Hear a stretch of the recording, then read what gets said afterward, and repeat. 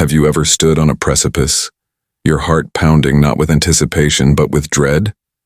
Have you ever felt so shattered you believed you could never be pieced together again? For Luna Lyra, that feeling wasn't just a ghost in her heart. It was etched permanently into her skin. Royal hearts. If you're ready to step into the steam-filled grotto where fear and fate collide, then lean in close, and let's begin. The silk of her ceremonial robe felt like a cage. Each step through the moon-drenched garden was a tremor through her body, the path to the sacred grotto feeling more like a walk to her own judgment. The scent of night-blooming jasmine was cloying, too sweet. It couldn't mask the metallic tang of her own fear. He will see. The thought was a drumbeat in time with her heart. He will see, and he will finally understand what I am. Lyra's fingers, hidden in the deep sleeves of her robe, traced the rough, raised line that ran down her ribcage beneath the fabric. A map of her failure. A reminder of the night the trap snapped shut, not just on her leg, but on her spirit. The night her wolf, Sylvia, had retreated into a silence so profound and deep, it was a void inside her. Ahead, the entrance to the grotto was a curtain of weeping vines, shimmering with dewdrops that caught the twin moon's light. Steam, warm and carrying the earthy scent of mineral water and sacred herbs, curled from the opening, beckoning and threatening in the same breath. She pushed the vines aside. And there he was.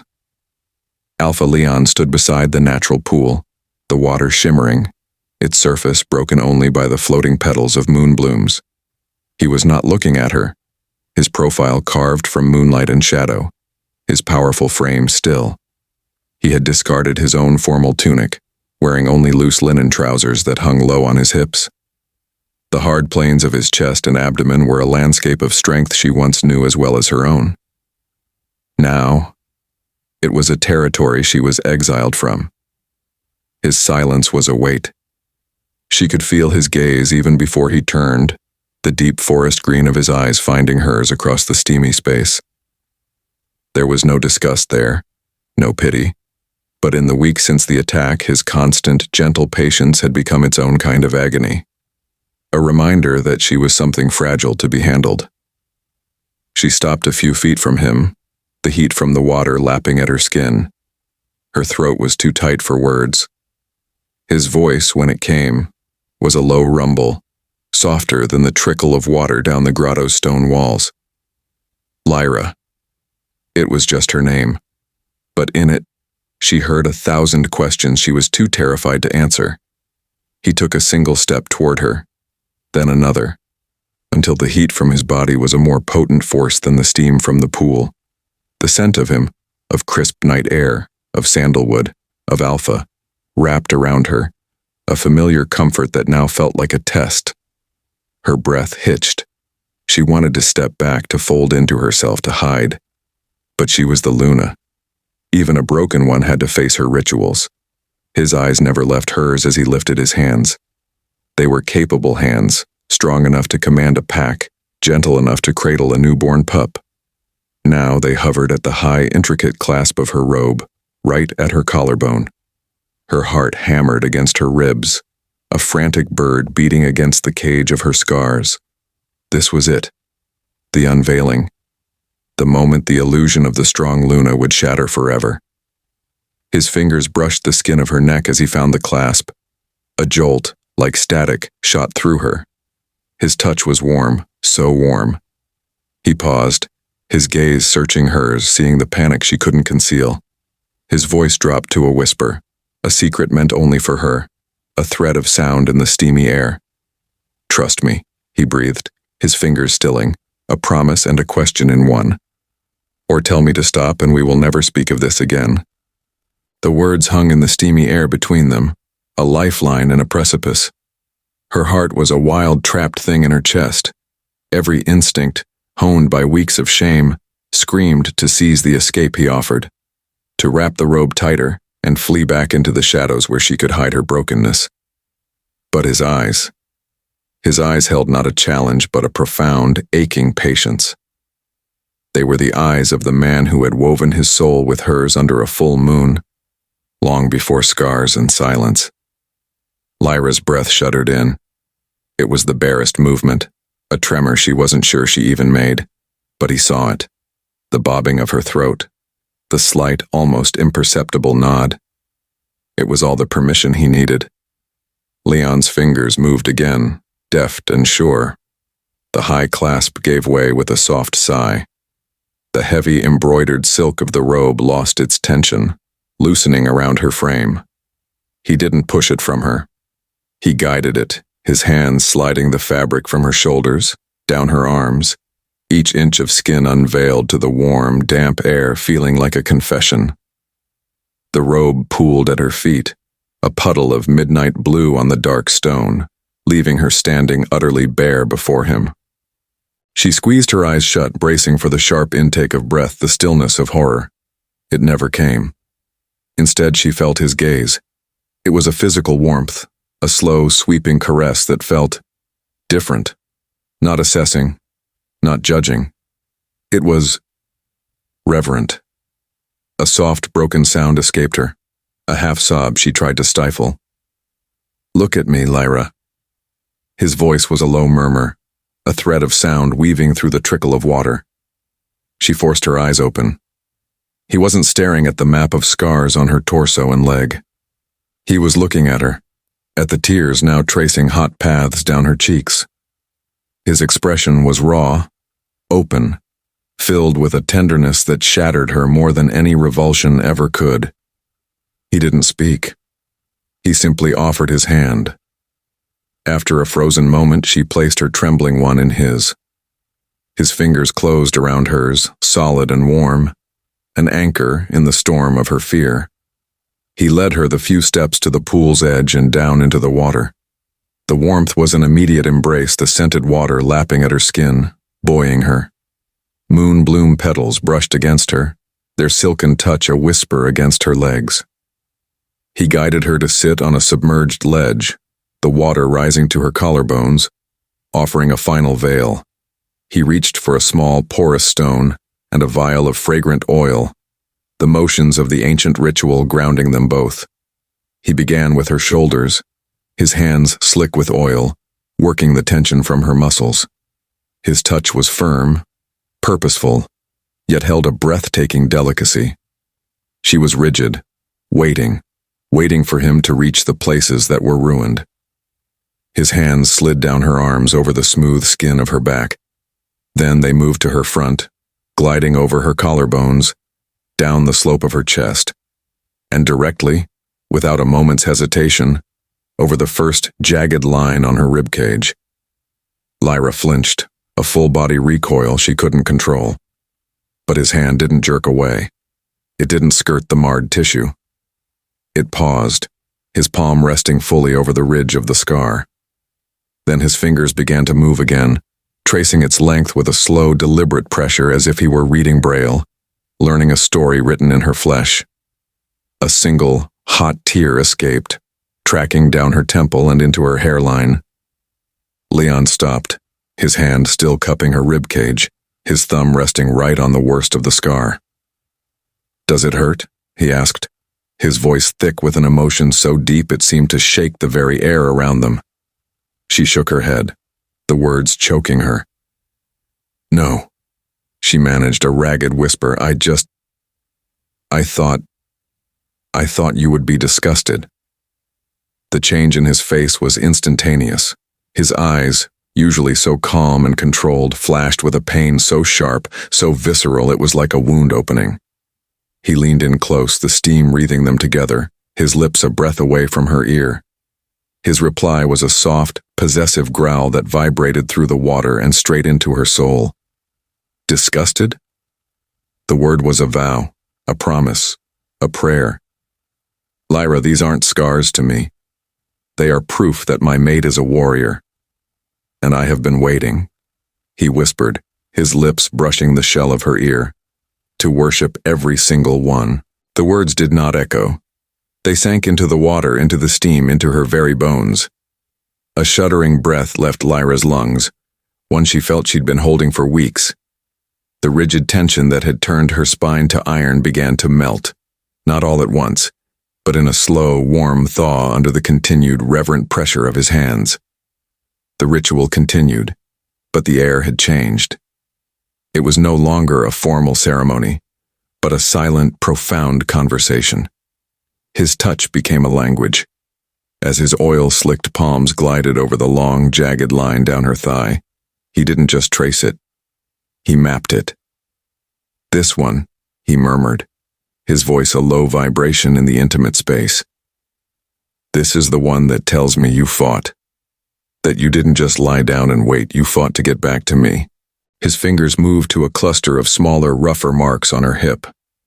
"And these are the marks of your endurance, the proof that you held on, through the pain, through the fear.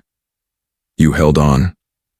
Lyra could only listen, her eyes closed, feeling the truth of his words seep into her, mending fractures in her spirit she thought were permanent. He wasn't seeing flaws. He was reading a story of survival. And in his voice, it was an epic. Then, his hands stilled on her shoulders, his forehead coming to rest against her damp hair. The Alpha's composure cracked and his voice was raw, stripped bare. "Do you know what these scars feel like to me, Lyra?" he whispered, the pain in his voice a living thing. "They feel like my failure. The terror I felt when the bond went cold. The sheer, gut-wrenching helplessness of an Alpha who could tear the world apart but couldn't find his own mate. It was a poison. I was losing my mind." A tear, hot and unexpected, slipped from Lyra's eye. She had been so consumed by her own brokenness, she had never considered his. "I would have torn the very stars from the sky," he growled, the sound guttural, primal. "I would have burned the forests to the ground. But there was nothing to fight, just a silence. A silence where your light used to be in my soul."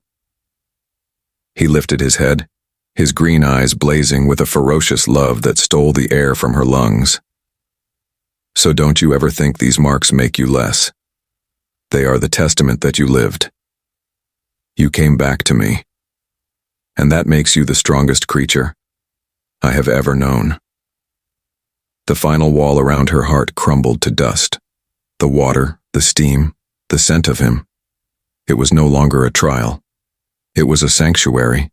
The intimacy was a thick, palpable force, a current of pure, undiluted connection that was more intoxicating, more steamy, than any physical act could ever be. It was the feeling of two shattered halves finally, perfectly, locking back together. In the profound silence that followed, he stood, the water sluicing from his powerful frame. He took her hands and gently drew her to her feet. She rose, no longer trying to hide, the water cascading down her body, the scars now feeling like the metals he claimed they were. He wrapped her in a large, warm, linen robe, drying her with a tenderness that made her throat ache. But when he was done, he didn't let her go. He turned her, so her back was pressed against the solid, warm wall of his chest. His arms wrapped around her, holding her tightly, securely, and she felt it. Through the layers of fabric against her back, the powerful, frantic, almost wild beat of his heart. It wasn't calm. It was a thunderous rhythm of fear, relief, and a barely restrained, primal need. He dipped his head, his lips brushing the sensitive skin just below her ear, and his voice was a dark, possessive promise that vibrated through her entire being. "The ceremony is over," he murmured into her hair. "But this is just beginning. My wolf has been going mad with the need to be close to you, to feel you are truly here, whole and mine." His arms tightened, a possessive, unyielding band. "And tonight," he growled, the sound pure, untamed alpha. He is not taking no for an answer. The growl was not a request. It was a truth, raw and ancient, that vibrated from his chest into hers. He is not taking no for an answer. But the fear he expected didn't come. It didn't even flicker. In its place, a surge of something long forgotten, something warm and fierce and powerful, rushed through Lyra's veins. It was her own power, rising to meet his. Slowly, deliberately, she turned in the circle of his arms. The linen of her robe brushed against his bare chest. Her eyes, no longer shadowed with shame, lifted to his. They were wide, clear, and held a spark he hadn't seen since before the attack. She saw the storm in his gaze, the possessiveness, the fear, the desperate, wild love. And she answered it. She lifted her hand. Her fingers, which had trembled so violently just an hour before, were steady as she placed her palm flat against the hard, warm plane of his chest. His skin was damp, his heart hammering under her touch, a wild drumbeat that echoed the one now starting in her own soul. It was the first time she had initiated a touch in weeks. The contact was an electric shock, a silent, perfect understanding. A low, approving rumble started deep in Leon's chest. He didn't speak. Words were useless now. In one fluid, powerful motion, he bent and scooped her into his arms, her body cradled against him, as if she were the most precious thing in his world. She didn't stiffen. She curled into him, her head resting on his shoulder, her nose buried in the scent of his skin, sandalwood and storm and home. He carried her from the grotto, not toward the main living quarters, but deeper into the private gardens, to a place she had only ever heard of, his den. It was a sanctuary woven into the base of a great, ancient tree, hidden behind a curtain of cascading vines. The air inside was cool, smelling of rich earth, dry herbs, and him. It was a primal space, a wolf's space. Furs were piled in a soft nest in the center, and the only light came from the faint glow of bioluminescent moss on the walls. No one else was permitted here. Ever. He laid her down on the furs, his body following hers, caging her in but not trapping her. This was a shelter. His eyes, glowing faintly in the dim light, asked the final, silent question. Lyra answered by reaching up, her fingers tangling in the dark silk of his hair and drawing his mouth down to hers. It was not a kiss of frantic passion, but of slow, devastating reclamation. It was a rediscovery. His lips were soft, then demanding, then achingly gentle. His hands roamed her body through the robe, not with the clinical reverence of the ritual, but with a hungry, worshipful possession that set her blood on fire. He was relearning every curve, every plane, and she was arching into his touch, a silent plea for more. When the robe fell away and skin met skin, it was not a collision, but a fusion. The world narrowed to this nest, to the sound of their ragged breaths, to the feel of his calloused hands mapping her back, her hips, her scars. He kissed every single one, his lips branding each mark not as a flaw, but as a part of the whole, beautiful, resilient woman he adored. It was an intimacy that went far beyond the physical, a conversation of touch and sigh and tear that seared their souls back together. And in the peak of that connection, as their bodies moved in a rhythm as old as time, as she cried out his name into the quiet darkness, she felt it. A flicker. A soft, sleepy rustle deep within the void inside her. A warmth that was not his but her own. Sylvia. After, they lay tangled in the furs, limbs entwined, the frantic beat of his heart finally slowing to a steady, strong rhythm against her back. The silence was peaceful, whole. Lyra turned her head, her lips brushing his shoulder. "Leon," she whispered, her voice hoarse with emotion and wonder. "Sylvia, I felt her." Leon went still for a second. Then he shifted, rolling onto his side to look down at her. The smile that spread across his face was not the careful, patient one she'd grown used to. It was true, radiant, and dazzling, lighting up his entire being. It was the smile of a man who had just been given back his entire world. The first faint rays of dawn were beginning to filter through the vines, painting the den in streaks of pale gold and gray. It was in that quiet, perfect moment that a soft, urgent voice pierced the stillness from outside the den. "Alpha?" It was Lyra, the head healer.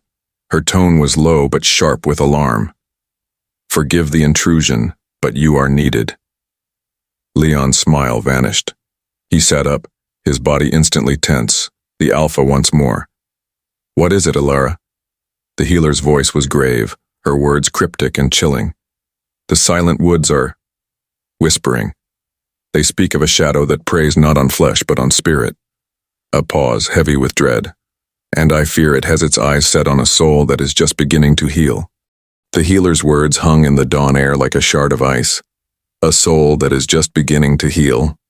There was no question who she meant. Leon was on his feet in an instant, a low growl rumbling in his chest.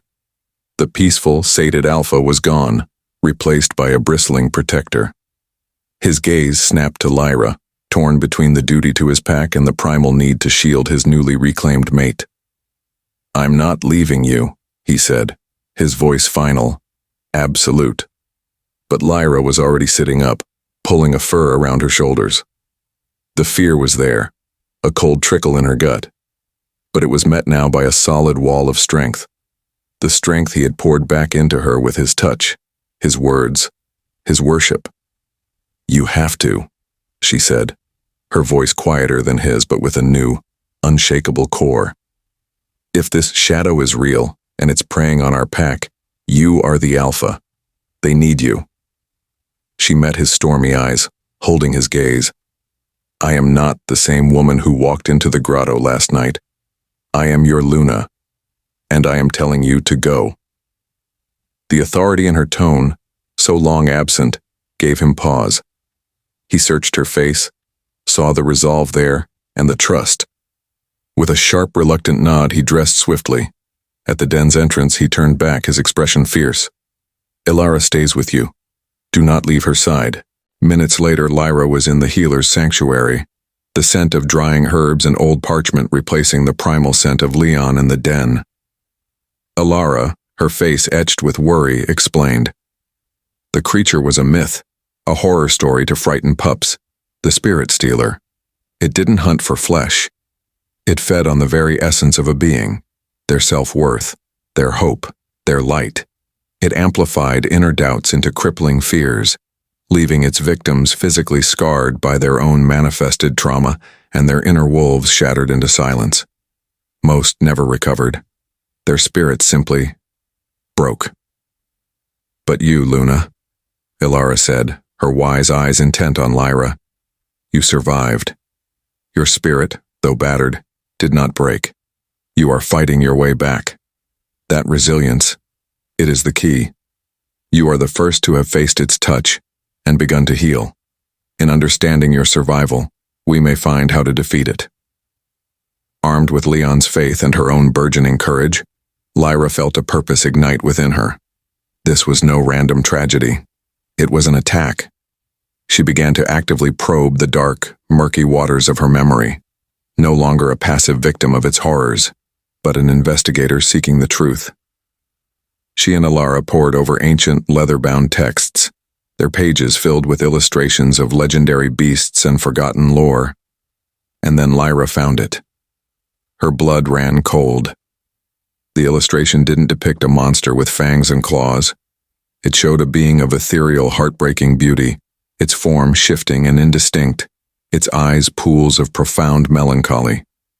The caption beneath read, "It wears the face of your deepest fear." As Lyra stared, transfixed by those sorrowful eyes, the memory she had locked away did not surge back in a violent flash. It shifted. The phantom pain of the metal trap on her leg was suddenly secondary. The sound that had haunted her dreams, the guttural snarl she'd attributed to a wild animal, morphed, clarified, and resolved into something far more terrifying. It wasn't a snarl. It was a voice. A smooth, chillingly familiar voice, whispering from the shadows just before the trap had snapped shut. A voice that had spoken the very words that had become the shackles of her soul, the mantra of her despair. "You are broken. You are unworthy." The familiar voice echoed in her mind, a poison-tipped dart finally finding its source in her memory. "You are broken. You are unworthy." Lyra recoiled from the ancient text as if it had burned her, a sharp gasp tearing from her throat. The world tilted. The safe, familiar confines of the healer's sanctuary suddenly felt like a cage with invisible bars. "Luna?" Ilara's voice was distant, muffled by the roaring in Lyra's ears. It wasn't a monster, it was a weapon, and someone had aimed it at her. The enemy wasn't a mythical beast lurking in the shadows of the silent woods. The enemy was here, in the pack. Someone she had broken bread with, someone she had trusted, someone had looked her in the eye, known her deepest insecurities, and had deliberately, coldly, used them to annihilate her. A cold paranoia, sharper than any winter wind, seeped into her bones. Every face that passed the open doorway of the sanctuary became a potential mask for a monster. Was it the young warrior who always averted his gaze? The elder who had questioned her resilience? The friend who had offered a little too much sympathy? When Leon returned, his presence filling the doorway, the storm in his eyes was for the external threat Ilara had described. But it was Lyra who ran to him, her hands clutching his arms, her face pale with a terror that went beyond myth. "Leon," she whispered, the words frantic, tumbling out. It was a voice, in the woods. It wasn't the creature, it was someone with the creature, someone I know. They whispered to me. They said the words I've been thinking ever since. She expected doubt, hesitation, the logical question of whether it was a trauma-induced hallucination. She received none of it. Leon's eyes hardened from stormy green to chips of cold, focused emerald. His jaw tightened, the muscle ticking. He didn't question her. He believed her with an immediacy that was as absolute as his love. His anger was not a hot, raging fire, but the cold, deadly stillness of a blade being drawn. "A traitor," he said, the word a death sentence in his mouth. He looked from her terrified face to Ilara's grim one. "The spirit stealer was a tool, and your healing," he said, his gaze returning to Lyra, burning with intensity, "is a direct threat to whoever wielded it. You are living proof that their weapon can be overcome. They will try again." The three of them stood in a tense triangle, the truth settling like a shroud. The threat was not over, it was hiding in plain sight. It was Leon who broke the silence, his mind that of a strategist already turning. "Then we will not hide your light, my Luna. We will shine it so brightly it blinds them." A ruthless, calculated calm settled over him. "The Moon Gaze Festival is in 2 days. The entire pack will be there. You will stand before them all. You will not just appear healed. You will perform the Luna's blessing. You will channel your power for all to see." Lyra's heart stuttered. The blessing was an ancient, powerful rite. It required immense focus, a complete bearing of one's spirit to the pack's collective energy. It would be the ultimate test, and the ultimate bait.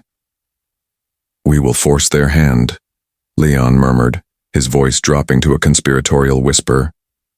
"They will not be able to resist the chance to break you in front of everyone to prove their power. And when they strike, we will be waiting." 2 days later, under the luminous glow of the twin moons, the entire pack was gathered in the great clearing. The air was thick with celebration, music, and the scent of night-blooming flowers.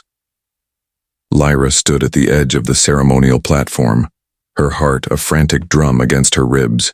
She wore the ceremonial gown of the Luna, feeling the weight of 1,000 eyes upon her. Leon stood just behind her, a solid, reassuring presence. It was time. She stepped forward, raising her hands to the moons. She closed her eyes, reaching deep within, past the lingering fear, past the memory of the voice, to the well of power that Leon had helped her rediscover. She felt Sylvia, still faint but present, a warm ember in her soul. She began to channel, pushing her energy outwards, a wave of healing, protective light meant to wash over her pack, and that's when she felt it. A sinister, familiar presence like a sliver of ice driven directly into the stream of her magic. It pushed back, a psychic shove filled with the same cold despair that had once crippled her. It was a direct, malicious attack, meant to sabotage the blessing and shatter her publicly. Her eyes flew open, her concentration wavering. Her gaze, frantic and searching, swept across the sea of faces, faces filled with awe and expectation. And then, they locked. With Kyle, Leon's most loyal beta, his oldest friend, the wolf who had stood by his side since they were pups. He was not looking at the spectacle. He was looking directly at her, his expression not one of awe or pride, but of a profound, heartbreaking sadness. And on his lips there was a faint, knowing and deeply sorrowful smile. The world narrowed to that single devastating point of contact. Her gaze locked with Kale's. The celebration around them, the pulsing energy of the blessing, the very air itself, seemed to freeze. In his sorrowful smile, she saw the ghost of the voice in the woods, the architect of her torment. A low, dangerous growl started beside her. Leon had followed her line of sight. The calm, calculating alpha from moments before vanished, replaced by a primal fury so potent it vibrated the very platform beneath their feet. In a blur of motion, he was off the dais, cutting through the crowd with a terrifying, silent purpose. Before Kale could even react, Leon's hand was locked around his arm, the grip undoubtedly bruising, and he was hauling his oldest friend, his most trusted beta, away from the festivities and into the silent, shadowed seclusion of the Alpha's den. Lyra followed, her heart hammering, the unfinished blessing dissipating into the night air like mist. Inside the den, the air was thick with the scent of betrayal. Leon shoved Kyle away from him. The beta stumbled but caught his balance, not with defiance, but with a weary acceptance. He didn't look at Leon. His eyes, filled with a bottomless shame, remained on Lyra. "Explain," Leon commanded, the word a crack of thunder in the small space. His body was coiled, ready to shift, to rend, to destroy the man who had harmed his mate. Kyle didn't deny it. He didn't try to lie. He simply confessed. His voice was eerily calm, a flat recitation of a sickness that had consumed him. "I loved her," he said, the admission simple and devastating. "Before the moon ceremony ever bound her to you, I loved her, and I was too much a coward to ever say it." He finally lifted his gaze to Leon's, his eyes glittering with unshed tears. "And then she was yours, wholly, completely. And every day, watching you together, the bond so perfect. It was a poison in my blood, Leon, a jealousy I couldn't control." He turned his tortured gaze back to Lyra. "I heard the old tales. The spirit stealer. They said it could sever bonds, break a spirit enough to be remade. I thought if I could just break the connection between you, if I could be the one to find her, to save her from the despair." He shook his head, a broken man recounting a monstrous delusion. "I never meant for the scars to be so deep. I never meant for the physical pain. I just wanted a chance." The truth hung in the air, not as a fearsome evil, but as a pathetic, tragic flaw. The villain was not a monster. He was a fool, poisoned by an obsession that had curdled into a horrific act. Leon let out a roar of pure, unadulterated rage. He advanced on Kale, his form shimmering, the wolf surging to the surface. "You twisted, pathetic worm. You tortured my mate. You shattered her for your own selfishness. I should tear your throat out. I banish you." The words echoed, final and absolute. Banishment was a death sentence, a casting out into a world of solitude no wolf could truly survive. But as Lyra looked at Kale, not at the monster she had imagined, but at the shattered, weeping man he was, a startling clarity washed over her. The spirit stealer didn't feed on evil. It fed on brokenness. And here stood two broken men, one betrayed and one a betrayer. To cast one out would only feed the shadow further. "No, Leon." Her voice cut through his rage, firm, clear, and resonant with the new strength she had forged. Both men turned to stare at her. She stepped forward, placing herself between the alpha and his beta, not as a shield, but as a mediator, as a Luna. No, she repeated, her gaze locking with Leon's furious one. Banishing him is exactly what the shadow wants. It feeds on brokenness. It thrives on isolation and despair. She turned her head, her gaze unwavering and fierce, settling on Kale. We will not give it another meal. She took a final step toward the trembling Beta, her posture regal, her authority undeniable. You, she said, her voice leaving no room for argument, will help us. You will take us to the spirit stealer. You will look upon the creature you unleashed and face the consequence of your poison. She leaned in, her eyes blazing with a light that was entirely her own. And you will help me face it, not as the victim you tried to create, but as your Luna. The silence that followed her words was heavier than any command Leon had ever given. Kyle, broken and stripped of every pretense, could only stare at Lyra, his breath catching in a ragged sob. He gave a single, jerky nod, his submission absolute. Leon's rage was a live wire, but the trust in his mate's eyes held him back, a leash on his fury. They left for the silent woods as the twin moons reached their zenith, a fractured trio bound by trauma and a desperate hope. The moment they crossed the ancient tree line, the world changed. The familiar night sounds of the forest, the chirping of insects, the distant hoot of an owl, vanished, replaced by an oppressive, waiting silence that seemed to swallow sound itself. This was a place that amplified what was within, and within Lyra the old fears still lurked. You don't belong here. A voice that sounded like her own whispered from the shadows between the gnarled trees.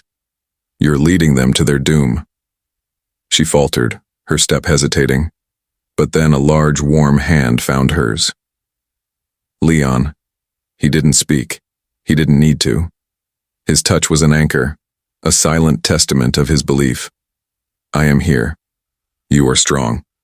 She squeezed his hand and took another step, then another, becoming their guide not despite her trauma, but because of it. She knew this path. She had walked it in her mind for months. Beside them, Kale flinched, hearing his own demons thrown back at him. Traitor, weak monster. He hunched his shoulders, his face a mask of agony. Don't listen, Lyra said, her voice cutting cleanly through the psychic static. They're just echoes. They only have power if you give it to them. She was speaking to him, but she was also reaffirming it for herself. Deeper they went, until the trees opened into a small circular grove where the moonlight did not penetrate. The air was cold, and in the center stood a figure. It was the spirit stealer, but it was no longer the being of ethereal beauty from the text. It had taken a new form. It was a distorted, sorrowful mirror of Lyra herself. Its body was a map of glowing, painful-looking scars, its eyes hollow pits of the same despair that had once consumed her. It was the physical manifestation of her own self-hatred. It turned its head, and its mouth opened. The voice that came out was a perfect, heartbreaking mimic of her own from her darkest moments, laced with a venom that was all too familiar. You are unlovable, it whispered, the words slithering through the grove. It lifted a spectral, scarred hand, pointing a trembling finger. Look at you. You are. But before it could finish the sentence, before it could hiss the word broken that had been her prison, Lyra moved. She didn't step back. She didn't raise her hands in defense. She took a final, decisive step forward, directly into the creature's space. And then, in an act that defied every instinct of fear and self-preservation, she wrapped her arms around the spectral, sorrowful figure. The creature went rigid. A gasp came from behind her. Leon or Kale, she didn't know. Lyra held the embodiment of her pain, feeling its cold, insubstantial form. She did not flinch. She leaned close, her voice a soft, powerful whisper filled not with anger, but with a profound and boundless compassion. I know, she whispered, her words meant only for the creature, for the shadow of herself. I know what you are. I know what you want me to feel. But I forgive you. And I forgive myself. The words were a magic more potent than any force. At the utterance of "forgive," the creature froze. A tremor ran through its form.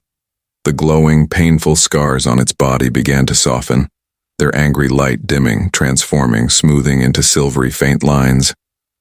Just like her own. Its hollow eyes shifted from despair to confusion, then to a flicker of peace. Its form began to change. The change was not a destruction, but a metamorphosis. The distorted, sorrowful figure of the spirit stealer, held in Lyra's compassionate embrace, did not scream or dissolve into smoke. It softened, its form dissolving from a thing of solid shadow into a shimmering, ethereal light. The cold malevolence that had clung to it evaporated, and in its place was a warmth that pulsed with a gentle, rhythmic glow, like a heartbeat made of pure, liquid moonlight. The shadow had not been destroyed. It had been healed. The orb of light hovered for a moment before it streamed toward Lyra, not with the violent intent of an attack, but with the gentle purpose of a homecoming. It flowed into her chest, a wave of incandescent warmth that spread through every vein, every nerve, every hidden corner of her soul. A gasp tore from her lips, not of pain, but of profound release. It was the final key turning in a lock deep inside her. The last of the internal scars, the festering shame, the lingering doubt, melted away, leaving behind a pristine, powerful clarity. Externally, the angry red ridges on her skin smoothed and faded, not to unblemished perfection, but to the faintest silvery traces like delicate lacework or the memory of lightning etched upon her skin. They were no longer wounds. They were a testament. And from the depths of that newfound wholeness, a power erupted. A brilliant silver wolf erupted from within her, not a phantom, but a tangible, powerful presence. Sylvia. Her coat shimmered with the same ethereal light that had just healed her, her eyes blazing with triumphant joy. She threw back her head and let out a howl that was not of the wild, but of pure, unburdened freedom, a sound that shook the very leaves of the silent woods and echoed the song of the stars themselves. She was back, fully restored, and her power radiated from her, greater and more luminous than it had ever been before. From behind her, a choked sob broke the silence. Cale had fallen to his knees, his face buried in his hands. He wasn't crying from fear or self-pity now, but from a genuine, shattering, healing remorse. He had witnessed the very destruction he had intended become a breathtaking rebirth. He had seen the monster he unleashed, transformed by the love of the woman he had wronged. It was a punishment more effective than any banishment, and the first step toward his own possible redemption. As the brilliant light of the transformation faded, Lyra stood tall, her posture radiating a sovereignty that was innate and unshakable. She looked at Leon, her love for him a tangible force, so overwhelming it brought fresh tears to her eyes. He stared back, his own eyes wide with awe, his rage completely forgotten in the face of the miracle he had just witnessed. But then, Lyra felt it. Something new. A connection that went beyond the mate bond, beyond her link to her pack. It was a thrumming, living connection to the woods around her, to the very soil beneath her feet, to the spirit of their world. She could feel the slow, ancient heartbeat of the earth, the whisper of the trees, the quiet pain of a wounded animal miles away. She understood. The spirit stealer had not just healed her. It had gifted her a part of its own essence. Her eyes, wide with a mixture of awe and a flicker of fear, found Leon's again. "Leon," she whispered, her voice trembling not with weakness but with the weight of a colossal revelation. "It's given me a part of itself." She looked down at her hands, as if seeing them for the first time, feeling the new, potent energy humming within her. "I don't just feel healed." She looked back at him, her gaze clear and certain. "I feel like I can heal others." The return to the pack was not a quiet slink back into the shadows. It was a procession. Lyra walked at the center, Leon a solid, proud presence at her right, while a silent, remorseful Cale followed at a respectful distance. But all eyes were on her. The pack, having felt the surge of Sylvia's triumphant howl, had gathered, their faces a mixture of confusion, fear, and awe. Lyra did not wait for the ceremonial platform. She stopped in the center of the main clearing and turned to face them all. She did not hide her body or her scars. She stood, allowing the faint, silvery traces on her skin to catch the moonlight, marks not of shame, but of a battle won. The power that radiated from her was not the intimidating force of an alpha, but a palpable, soothing wave of compassion and strength. It was the aura of a sovereign, a healer Luna. She didn't need to give a grand speech. Her presence was the declaration. She met the eyes of her pack members one by one, and in that gaze they saw not the broken woman they had pitied, but a leader who had descended into the darkest depths and returned with a gift for them all. The whispers of doubt and pity that had once trailed her were silenced, replaced by a reverent hush. Leon watched her, his heart so full of pride and love it felt like a physical ache. This was the mate he had always known was there. This was the partner, his equal in every way. Their bond, tested in fire and healed in light, was now an unshakable, immovable force, deeper and more resonant than it had ever been. Later, when the pack had dispersed, buzzing with the new reality, they found themselves drawn back to the sacred grotto. The air was still warm, the water still shimmering, the moon blooms still floating, but everything was different. This time, it was Lyra who took Leon's hand. It was Lyra who led him into the water. It was Lyra who turned to face him, her eyes glowing with love and a newfound, confident power. The bath was no longer a ritual of dread, but a celebration of their victory, their union, their future. Her hands, which had once trembled at his touch, now rose to his chest. They were sure, they were confident, they were loving.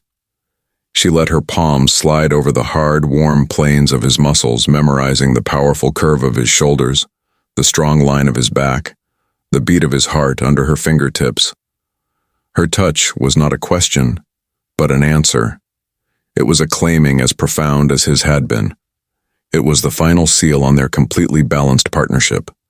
He watched her, his breath catching, as she worshipped him with her hands, her gaze, her very spirit. The steam rose around them, weaving their bodies together in the moonlight. There were no more words needed.